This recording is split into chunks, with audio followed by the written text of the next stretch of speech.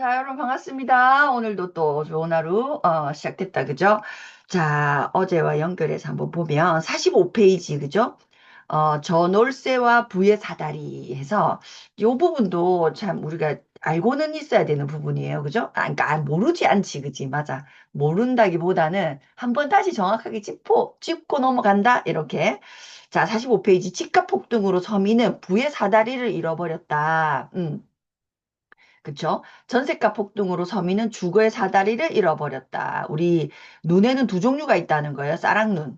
쌀랑눈은 내리자마자 휙 어디 갔는지 찾을 수 없어. 찾을 수 없어. 내리는 즉시 없어지는 눈 있잖아요. 그런 눈은 쌀랑눈. 그런데 이제 흔적을 찾아볼 수 없는 거죠. 이제 한방눈은 어떻냐면 내린데 차곡차곡 쌓인다는 거예요. 눈의 결정이 서로 달라붙어서 제대로 된 눈송이를 형성하는 거죠.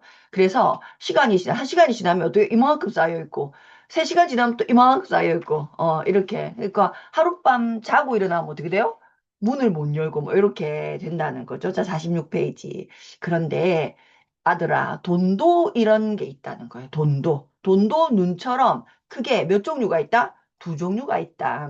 하나는 이제 생기는데, 분명히 내 호주머니, 내 손에 돈이 들어오는데, 들어오자마자 흔적도 없이 사라지는, 없이 사라지는 돈이 있다, 없다? 있다는 거예요. 그 돈을 뭐라고 한다? 비용이라고 한다. 좀 우리가 이렇게는 생각해 봐야 되겠죠. 그죠? 비용. 나는 사실은 비용이 많이 들어가는 라이프 스타일. 그죠? 나는, 그죠? 그렇지 않은 라이프 스타일. 이런 거를 이제 생각해 봐야 된다. 그죠? 의식주 생활비로 쓰이는 돈이 이제 비용이라는 거. 우리 안 먹을 수 없고, 안 잘 수 없고, 안 입을 수 없고, 그죠? 이제 내가 원하는 일정의 소득을 얻기 위해서는 이 세 가지를 해야 된다. 그죠? 먹어서 사라지고, 입어서 사라지고, 그죠? 다 사라진다. 그 서민은 의식주 비용이 높다는 거죠. 맞잖아. 우리가 뭐 예를 들어 뭐 얼마가 들어왔어. 뭐 월급이든 뭐든 이렇게 들어왔어. 들어오는 데 있어서 뭐 샤넬을 몇 개 사고 루이비통을 몇 개 사서 지금 여러분이 없거나 마이너스인 게 아니죠. 그죠? 뭐예요, 그러면? 생활비잖아. 의식주 고정비. 그러니까 이렇게 들어오면 다 사라지는, 안 먹을 수 없고 안 입을 수 없고.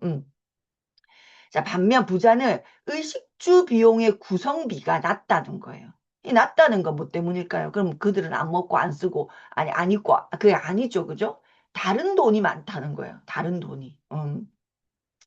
그죠? 이제 부자는 주머니에 쌓이고 스스로 불어나는 돈이 가득한 사람이라는 거예요. 그래서 한방눈 같은 돈이 내리면서 주머니에 차곡차곡 쌓인다. 자, 그런데 예시를 또 뭘 들어줬냐면 47페이지.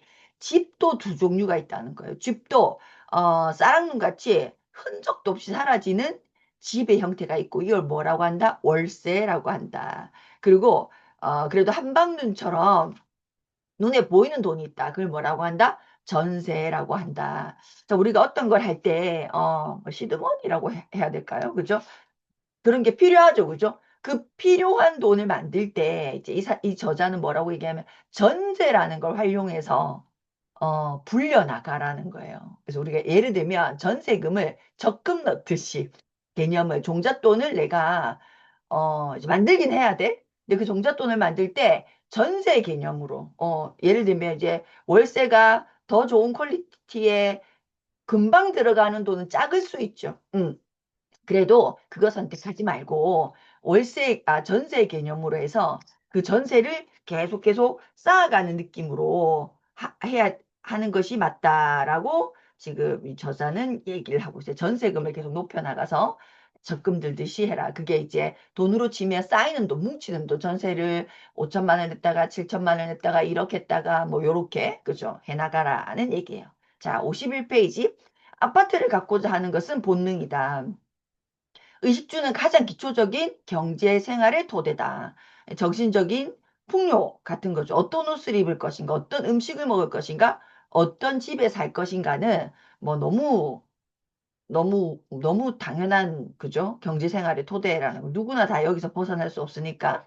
그래서 첫 번째, 굉장히 많은 사람들이 우리가 이 의식주 중에서 가장 해결이, 해갈이 되지 않는 부분이 뭐예요? 예를 들어 우리가 먹고 싶은 게 있어. 그게 아무리 비싸도 얼마예요? 여러분 먹을 수 있어요? 없어요? 먹을 수 있잖아. 그죠? 그게 갖고 싶은, 뭐, 입고 싶은 옷이 있어. 그게 아무리 비싸도 입을 수 있다, 없다? 있죠. 내가 그걸 안 입을 수 있지만 못 입는 건 없고 못 먹는 건 없어. 내가 안 먹는 거지, 그죠? 그런데 집은 어떠냐는 거예요, 집은. 주거는 돼야 안 돼요. 시간이 길어도 너무 뭐 안 된다 할 수 없지만 굉장히 좀 다른 얘기죠, 집은. 그래서 54페이지에 보면 모든 개인의 소망이 자기의 방이라면 자기 방, 자기 공간을 가지는 거. 모든 사람의 의식주에, 그죠? 나만의 공간이 있길 원한다. 그러면 모든 가족의 소망은 뭐다? 자기 집. 자기 집을 원한다는 거예요. 그래서 모든 사람이 독립된 보장된 공간은 뭐 다 그렇다 그죠? 필요하고 원하죠, 그죠? 그래서 이렇게 봤을 때 밑에 보시면 원래 옛날부터 중요한 건 뭐였다? 집터였다는 거예요. 그래서 맹모 삼천지교를 얘기합니다. 그죠? 위치죠, 위치. 우리 부동산은 1번도 위치, 2번도 위치, 3번도 위치 뭐 이런 말도 있잖아요. 그죠? 1번 제일 중요한 게 뭐예요? 부동산에서 위치가 제일 중요해요. 그죠? 그럼 2번으로 중요한 건 뭘까요? 위치예요, 위치. 그죠? 3번으로 중요한 건 뭘까요? 위치예요, 위치. 4번으로 중요해도 뭐 위치. 이 정도로. 근데 그 예시를 맹모삼천지교로 드러났어요.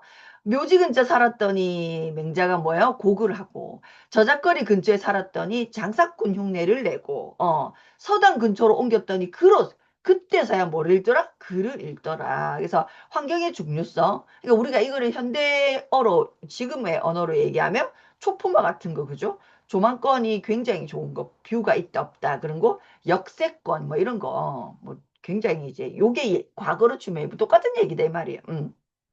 그래서 환경이 좋은 곳이면 환경이 좋고 또 안전자산으로서 투자 가치가 아파트가 가장 그죠? 높죠, 그죠? 요 두 곳이 딱 어우러지는 것이 누구나 엄마의 마음이래. 맹모삼천지교 맹모 엄마의 마음. 우리도 누구나 우리 아이를 이런 곳에서 키우고 싶어 한다, 안 싶어 한다, 싶어 한다는 거죠. 그러니까 이제 아파트 가격이 계속 이런 데는 위치가 좋고 환경이 좋고 이런 데는 아파트 가격이 어때요? 우리가 상상할 수 없는 특히 뭐 저는 이제 뭐 지방에 사니까 뭐 서울 아파트 값 얘기 들으면 이게 진짜 아파트 값을 얘기하는 건지 그러니까 사람이 살고 있는 아파트 값을 얘기하는 건지 무슨 건물 값을 얘기하는 건지 그죠? 그 정도로 이렇게 어 환경이 좋은 것은 그렇게 하는 거죠. 자, 그 다음에 57페이지. 위기는 교훈을 남긴다. 우리 이제 한번 셀프 체크 해볼까요? 위기가 있었다, 없었다. 우리 모두.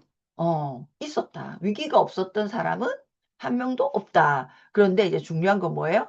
교훈을 남겼는가? 나는 내 인생에 어떤 위기를 겪었고, 셀프 체크 해보자는 거예요. 위기를 겪었고, 그때 그 위기를 통해서 나는 이거 하나 제대로 배웠어.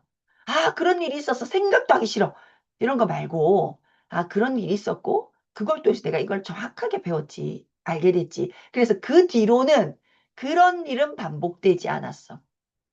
우리가 결국 이렇게 나아가야 되는 거잖아요. 그죠? 그래서 위기는 교훈을 남긴다. 자, 과거를 기억하지 못하는 이들에게 뼈 때리는 말이에요. 과거는 내가 기억하고 싶지 않은, 다시는 두 번 겪고 싶지 않은 그 일을 두 번, 세 번, 네 번 겪는다, 안 겪는다? 계속 겪는 거죠. 계속 반복해서. 그래서 과거는 반복된다는 거예요.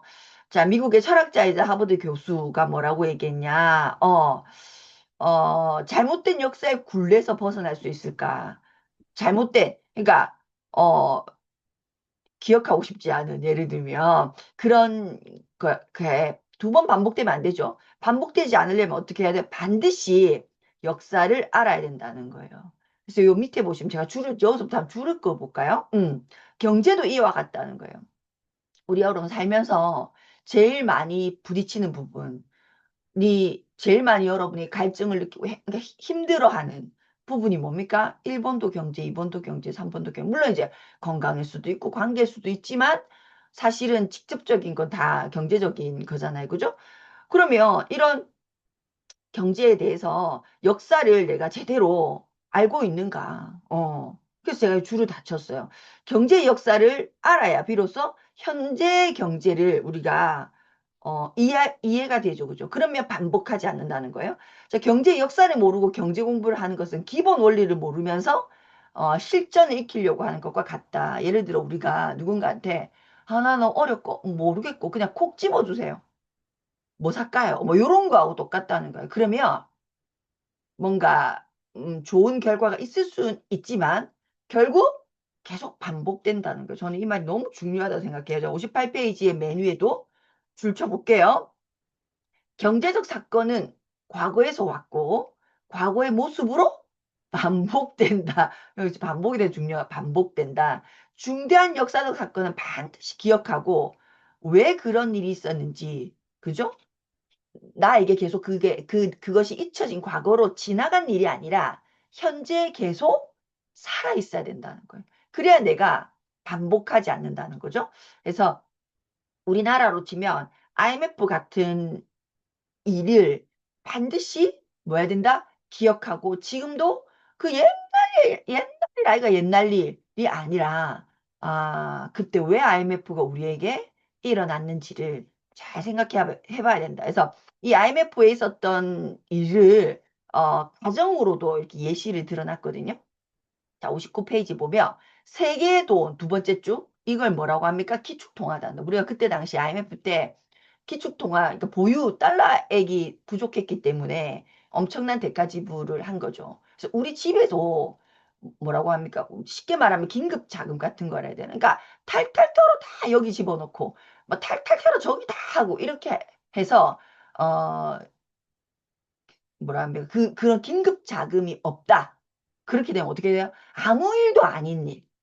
그죠? 그게 정말로 뭐 이렇게 큰 대가 지불을 해야 될 일이 아니라 아주 사소한 일도 내가 예를 들어 월천에 어떤 소득이 있다고 쳐요. 그거를 다 여기에 투자하고 다 저기에 투자하고 막 잘했어. 그런데 순간 내가 병원 가서 응급 예를 들어 뭐 처리를 해야 할 일이 100만 원이면 돼. 그냥 당분 100만 원이면 돼. 근데 그 100만 원이 지금 당장은 없는 거예요. 뭐 예를 들어 주식을 팔아야 해도 3일이 걸리고 뭘 하려고 해도 뭐가 걸리고 뭐 이런 일들이 그죠. 그래서 결국 우리가 IMF라는 곳에서 자금을 빌리게 됐고 그죠? 그 기축통화가 없어서 그 자금을 빌리게 되면서 어떤 일이 일어났어요? 엄청난 대가 지불을 예를 들어서 뭐 제때 주식을 내가 원하는 시점에 팔았으면 마이너스가 아닐 건데 지금 당장 팔아야 되니까 그냥 잠깐 떨어져 있는 거 다 팔아야 되고 그래서 개인적으로는 그 100만 원 때문에 1000만 원 손해가 일어나는 일이 일어났다는 거죠. 그죠? 그래서 그걸 60페이지 에 뭐라고 써놨냐면 스스로 지켜낼 힘이 없으면 가장 중요한 권리 인간에게 여러분 가장 중요한 권리는 뭘까요? 주권이에요. 주권. 이 주권을 빼앗긴다는 국가도 개인도 국가도 기업도 개인도 마찬가지 원리라는 거예요. 국가도 힘이 없으면, 그죠? 주권을 뺏기는 거고, 기업도 힘이 없으면 뺏기는 거고, 개인도 힘이 없으면 뺏기는 거고. 자, 대한민국의 국민 주권을 통째로 빼앗긴 게 뭐예요? 경술북치라고 하는, 일본한테 빼앗긴 거, 그죠? 1997년 대한민국이 경제 주권을 빼앗긴 게 뭐다? IMF다라고 이분은 얘기하면서 IMF의 얘기를 가정에 대비해서 얘기를 해놨어요. 우리가 너무 재밌는 게 저는 여기 안 보세요. 62페이지 맨 밑에 그때 당시 이렇게 그 위에부터 안 볼까요? 지금부터 보여주는 지표는 IMF 위기 속 경제 지표들이라는 거예요. 한번 상상을 해볼게요. 한번 잘 안 겪은 분들은 그죠? 이게 너무 옛날 정말로 이런 일이 있었단 말이야? 라고 나 그때로 돌아가면 진짜 이렇게 하고 저렇게 하고 이렇게 생각할 수도 있어요. 보시면 굉장히 단순하게 금리, 주가, 환율, 집값으로 그때를 한번 비교해 본다라고 하면 환율이 1달러당 2,000원대였다는 거예요. 2,000원대. 금리는 30%. 집값은 반토막. 그죠? 이런 일이었는데 세부적으로 좀 보면 자, 주가가 반토막 났다고 했어요. 지수가 1,000원을 넘겼다가 500으로 떨어졌다는 거예요. 지수가. 1,000원 정도였는데 지금 뭐 3,000이죠. 그죠? 1,000원 정도였는데 이게 500이었대요. 그럼 상상이 갑니까? 아파트 값은 절반으로 하락. 3억 원이던 3억 정도. 그 서울의 아파트가 3억 정도 있다는. 서울의 아파트가 33평이 1억 5천 정도로 떨어졌다. 환율을 보면 2배가량 폭등했다는 거예요. 우리나라가 그만큼 이제 위험한 거죠. 매력이 없는 거죠. 그래서 환율이 여러분 봐요. 97년 4월에 891원이었대요. 달러 환율이. 여러분 지금도 상상하기 어렵죠. 891이었어. 그런데 그게 12월에 1995원이 돼버렸던 거예요. 두 배도 더 올랐어. 그죠? 891원이 1995원이 된 거예요.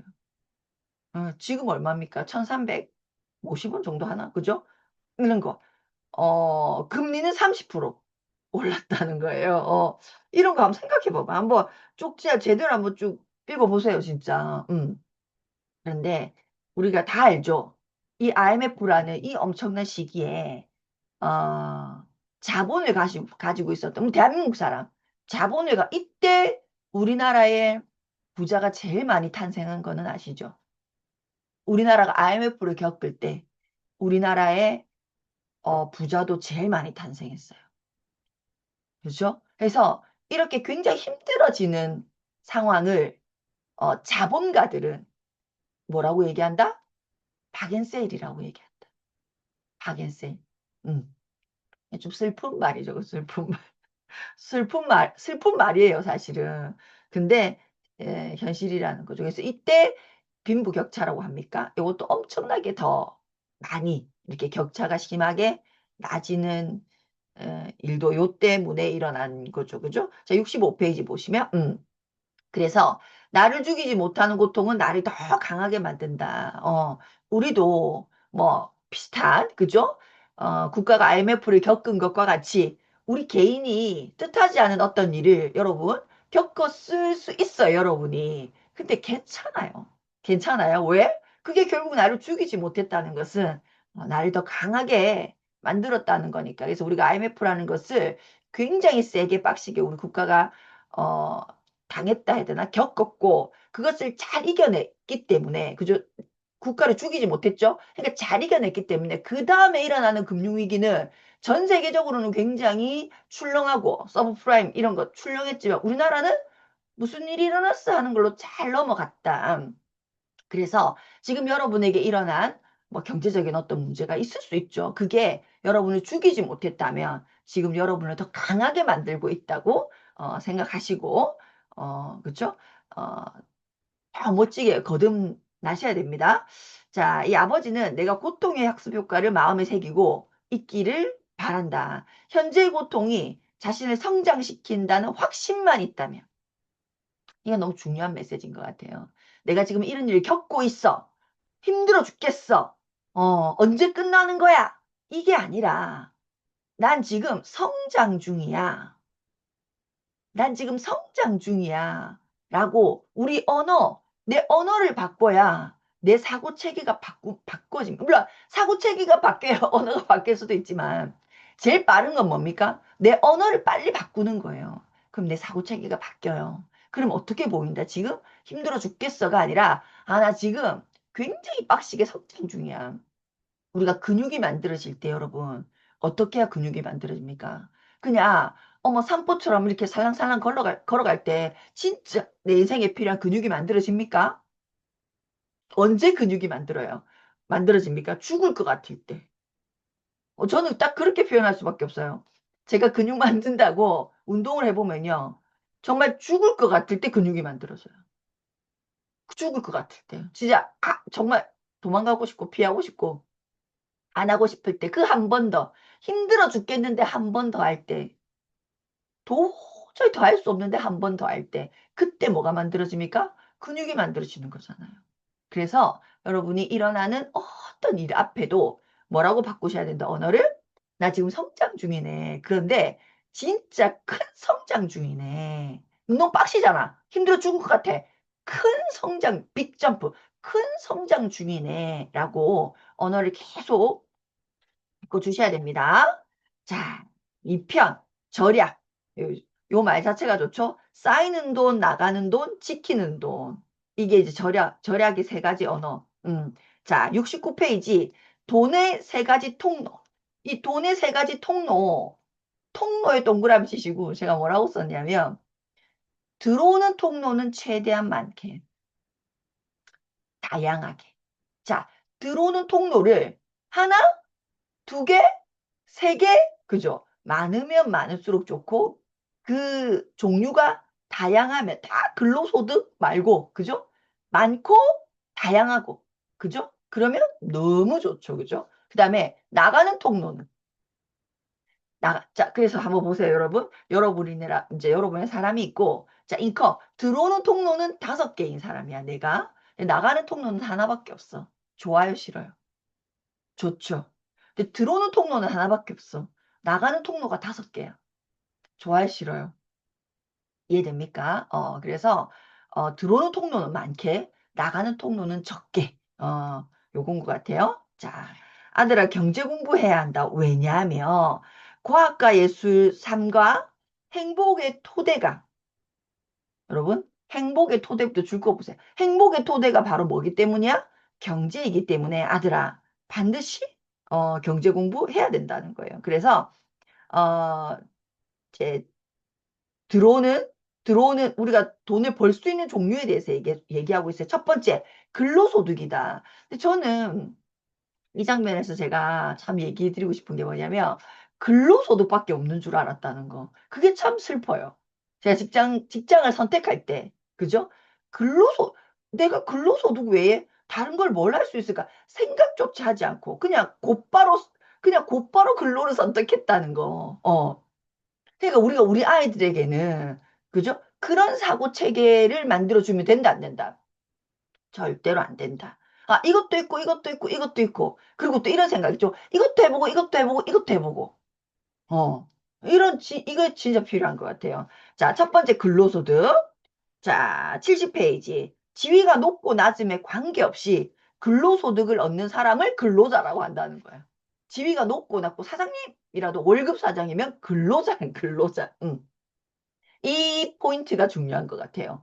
저 사람은 수입이 많잖아. 저 사람 수입이 낮잖아. 그거 하나도, 그러니까 연봉 개념을 머릿속에서 없애야 된다.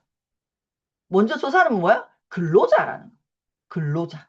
어, 소득의 형태에 따라서 먼저 정의를 내리고, 그 다음, 거기서 어디서든지 일을 잘하면 고액 연봉자가 되고 고액의 사업자가 되고 이렇게 되는 거잖아요. 그죠? 그래서 먼저 그죠? 그 형태부터 인지시켜 주는 것이 중요하다. 둘째, 사업소득은 뭐예요? 크게 사업체를 하든지 작은 사업체를 하든지 사업을 통해서 들어오는 돈을 뭐라? 사업소득이라고 한다. 셋째, 자본소득. 자본이 버는 돈. 을 자본소득이라 한다. 나는 자본이 돈을 버는 자본소득을 일컬어 자본주의 뭐라고 써놨어요? 꽃이라고 써놨어요. 자본주의. 우리 결국 다 일로 가야 됩니다. 그죠? 꽃이라고 부른다. 진정한 소득은 바로 자본소득이다. 돈을 버는 소득 구조를 갖춘 사람이 갖춘 사람을 뭐라고 한다? 자본가라고 한다. 음. 그래서 자본가가 되기 위해서는 뭘 해야 돼요? 음. 무언가를 생산할 수 있는, 자본가의 다른 말은 무언가를 생산할 수 있는 사람 이꼴 자본가. 그래서 저는 옛날에 너무 웃겨요. 부르주아. 부르주아는 전 돈 많은 사람이 부르주아인 줄 알았어요. 돈이 많은 사람. 근데 부르주아의 정확한 뜻은 뭡니까? 생산력을 갖고 있는 사람, 즉 자본가를 얘기합니다. 뭐 그게 그 말일 수도 있지만 정확하게는 다른 거죠, 그죠? 너무 웃겼어요. 그래서 이 사람이 너무 재밌게 나훈아와 남진을 예를 들어 놨어요. 나훈아는 이때 당시는 남진이 더 인기가 많았대요. 그런데 어쨌든 나훈아는 자본소득가이고 남진은 근로소득인 거예요. 왜? 나훈아는 자기가 직접 만든, 그죠? 여기 싱어송라이터로 홍시 울긴 왜 울어, 잡초에 셀 수 없을 정도의 많은 작사 작곡 생산해낸 거죠. 생산. 그죠? 그래, 그렇게 했는데 이 남진은 뭐예요? 계속 노래를 불러야, 그러니까 나훈아는 노래를 불러도 근로소득과 같은 소득도 생기고, 또 뭐예요? 내가 만든 노래가 스스로 그죠? 어, 저작권이라고 하는 것을 만들어내서 수입이 또 있다는 거예요. 그래서 나훈아는 뭐예요? 자본소득가이고 남진은 계속 노래를 불러야 하는 노래를 부를 때만 소득이 있는 근로소득이라는 거예요. 그러니까 방송 출연 안 하면 남진은 돈이 있어요, 없어요? 없다는 거죠. 예술가가 71페이지 밑에서 세 번째 예술가가 경제적 제약에서 벗어날 때 그 예술은 빛을 발한다. 자, 이게 꼭 예술가만 해당이 될까요? 아니에요. 여러분 이름을 그 위에 써보세요. 어, 예술가가 빼고 여러분 이름을 쓰시죠. 여러분의 그 빛나는 이름 석자리 이 위에 줄 긋고 쓰세요. 그래서 뭐 땡땡때 은 경제적 제약에서 벗어날 때, 그 빛을 바란다. 여러분의 빛을 바란다는 거예요. 그 경제적 제약을 벗어나는 그때부터 평생 죽을 때까지 빛을 바라는 반짝반짝 빛나는 할머니로 죽어야 되지 않겠어요? 빛을 바란다는 거예요. 자, 71페이지 자기의 예시도 드러났어요. 자, 두 번째 비교 정스토리라고 하는 블로거는 자기 자신의 이 사람이에요. 그런데 비슷할 때 자기 친구 고창모라는 사람은 네이버 카페를 열었다는 거예요. 비슷하게 자기는 블로거를 네이버 블로거를 한 사람은 네이버 카페를 열었다는 거죠. 근데 2014년 나는 네이버 블로그를 시작했고 그 친구는 네이버 카페를 시작했는데 7년이라는 시간이 지나고 보니 그때 시작 때는 잘 모르겠다는 거야. 그 친구도 열심히 했고 자기도 열심히 했다는 거야. 근데 시간이 7년이 지나서 보니까 그러니까 그 일의 속성을 인지하지 못하고 열심히 했다는 거예요. 그런데 시간이 지나니까 그 속성이 속살이 속을 드러내죠. 어떻게 드러내요? 7년의 시간이 지나니까 자기는 매일 한 편의 글을 올려야 하는 블로거인 반면에 그 친구는 계속 카페직이니까 어때요? 그 카페를 이용하는 사람들이 계속 숫자가 늘어나는 거죠. 그죠? 그래서 20만 명의 카페 회원들이 거기에다가 자기가 원하는 형태의 글을 올리는 엄청난 큰 카페가 돼버렸다는 거죠. 그래서 이 저자는 지금도 글쓰기 노동, 그러니까 지금도 블로그에 글을 올려야지만이 소득이 생기는 반면 그 친구는 카페 운영만 형태가 바뀐 거죠. 이제는 처음에는 그도 이도 근로소득처럼 열심히 일을 하는 것처럼 보였으나 그 안에 들어가 있는 속성까지 생각을 인지하지 못한 탓에 이 사람은 지금도 10년째, 20년째 계속 같은 일을 반복해야 소득이 생기고 어떤 사람은 형태가 바뀌어 있다 이 말입니다. 그래서 밑에 보시면 72페이지 밑에서 네 번째 줄 사업소득을 기반으로 별표 치세요. 사업소득을 기반으로 자본을 축적해서 자본가로 거듭나고 있다는 거예요. 이 친구는. 음. 처음에는 근로자처럼 둘 다 일을 했어. 근데 자기는 계속 근로야. 근데 이 사람은 그 일이 알고 보니 뭐였어요? 사업소득이었던 거죠. 그러니까 그 사업소득이니까 어떻게 해요? 자본으로 넘어가기가 훨씬 쉽죠. 왜? 시너지라는 게 발휘되니까. 사업소득의 가장 핵심은 뭡니까? 혼자가 아니잖아요. 곱하기. 사업은 한마디로 말하면 곱하기. 그죠? 근로는 뭐예요? 더하기. 그죠? 그러니까 이 시간에 올라탈 수가 있으니까 그 곱하기니까 그죠? 사업소득을 기반으로 자본을 축적해서 지금은 뭐가 되어간 자본가로 거듭나고 있다. 자, 자본주의 사회에서 부자가 되는 가장 빠른 방법은 뭐다? 슬프지만 줄거볼게요. 부자 부모를 두는 것이다. 부모 찬스. 무시할 수 없다는 거예요. 자, 73페이지. 뭐, 슬프지만 인정. 그죠? 네 번째. 그래서 어떻게 해야 된다? 근데 우리가 사실은 뭐, 몇 명이나 부모 찬스가 있겠어요. 그죠? 없다고 치면 다 어디서부터 글로부터 시작한다는 거예요. 대부분이 95%가 글로부터 시작한다. 그런데 여기서부터 한번 줄 거 볼게요. 네 번째 줄. 그래서 글로부터 시작하는데 어디서부터 그 근로를 시작할 때 소득 전략을 수립해야 된다. 이 전략에 동그라미 치세요. 우리가 직장생활 10년 했고 20년 했어. 그런데 뭐가 없었어요? 전략이 없었죠. 탈출 전략. 근로소득으로 시작했는데 탈출 전략이 있었어 없었어? 없었다는 거예요. 그래서 어떻게 생각했어요? 탈출할 생각을 아예 안 하고 어 뭐 예를 들어서 20년 근속, 30년 근속, 회사가 나가라는 그 순간까지 일해야지라는 사고방식이 있었다, 없었다, 있었다는 거죠. 자, 그 전략의 핵심은 뭐예요? 줄 끄세요. 너무너무 중요한 얘기.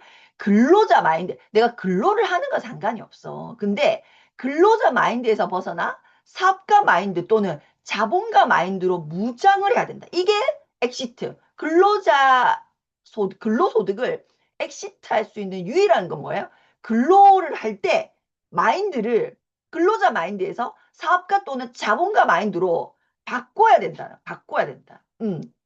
그런데 진짜 중요한 거는 무슨 수로 바꾸냐는 거예요. 무슨 수로. 여러분, 무슨 수로. 이게 바꿔야지 한다고 바꿔지는 게 아니다. 그래서 우리가 다시 한번 우리가 이 아메 비즈니스에서 하고 있는 이 교육 시스템이 사실은 아메이라는 걸 잘하기 위한 교육 시스템일 수 있지만 사실은 그게 아니죠. 사장 교육이잖아요. 마인드 바꾸는 교육이잖아요. 그러니까 여러분 빠지지 마시고, 그죠? 어, 정말 저는 귀하다고 생각합니다. 자, 74페이지. 그래서 근로자는 내일 일해야 한다는 스트레스 속에 있을 거다. 그러나 사업가는 내일의 일이 즐거움일 것이고 자본가는 요일에 상관없이 매일이 휴일이다는 거예요. 줄 치세요, 줄 치세요. 자, 그래서 밑에 보시면 우리의 삶의 90%가 돈과 관련이 있다. 돈 공부, 경제 공부는 삶의 본질을 공부하는 것이다. 그래서 누군가에게 종속된 삶이 아니라 주도하는 삶을 반드시 살아가야 된다. 자, 주도하는 삶을 살아가기 위해서는 어떻게 해요? 자립할 수 있어요. 자립하려면 뭐야? 사업가 소득 또는 자본가 소득. 근로소득으로는 자립할 수 있다, 없다? 절대로 없다. 그래서 뭐부터 해라? 사업가 마인드, 자본가 마인드부터 세팅하자, 아들아. 이렇게 해놓은 겁니다.